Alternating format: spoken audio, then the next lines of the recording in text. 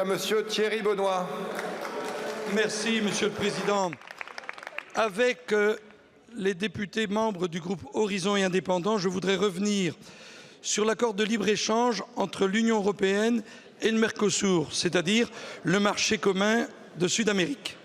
Il s'agit d'échanger des services et des biens industriels contre des biens agricoles. Ceci comprend notamment des droits de douane et des volumes. À titre d'exemple, l'accord concerne la viande bovine, la volaille, le sucre, le miel, le fromage, le maïs.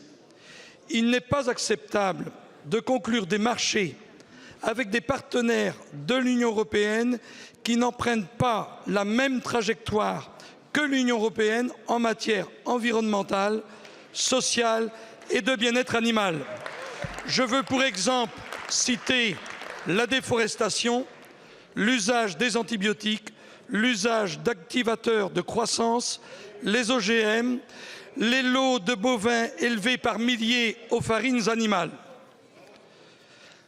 Le traité de libre-échange arrive dans sa phase finale et la Commission européenne envisage de scinder le traité en deux et de mettre en isolement la partie commerce afin de ne pas autoriser les États membres à utiliser leur droit de veto.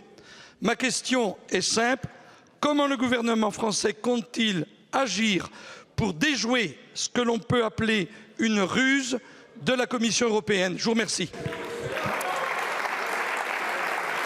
La parole est à Madame Sophie Primas, ministre déléguée chargée du commerce extérieur et des Français de l'étranger.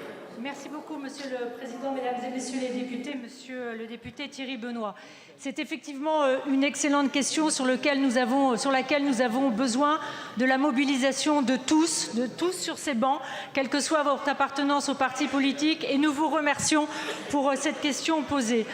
Vous savez que le gouvernement, le président de la République, le gouvernement dans son entièreté s'oppose aujourd'hui à la ratification de cet accord avec le Mercosur et nous nous y opposons et je me bats tous les jours, messieurs, je suis désolée, pour combattre effectivement la signature de cet accord avec le Mercosur en l'état. Nous nous y opposons pour des raisons que vous avez indiquées. Nous nous y opposons parce que nous souhaitons que les accords de Paris soient un élément essentiel de l'accord.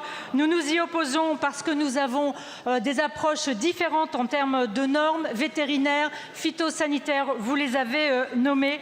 Et nous nous y opposons également parce que nous savons que dans le Mercosur, c'est l'agro-business en particulier qui est très demandeur de cet accord.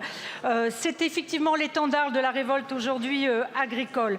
Alors comment allons-nous nous y prendre? Nous avons besoin de la mobilisation de tous.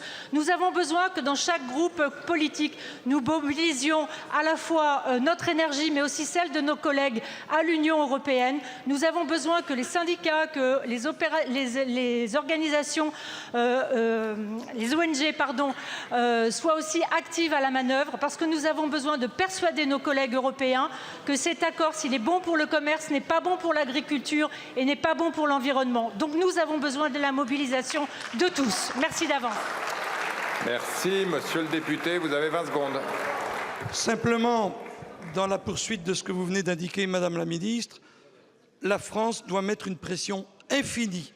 L'Union européenne ne peut pas être exigeante avec ses agriculteurs, avec ses industriels et dans le même temps traiter, convenir des accords qui ne respectent pas à minima nos règles. Trajectoire commune vers l'Union européenne et aussi insister sur la question de l'étiquetage et de la traçabilité. Merci. Madame la Ministre, c'est bon. La parole est à David Riemann.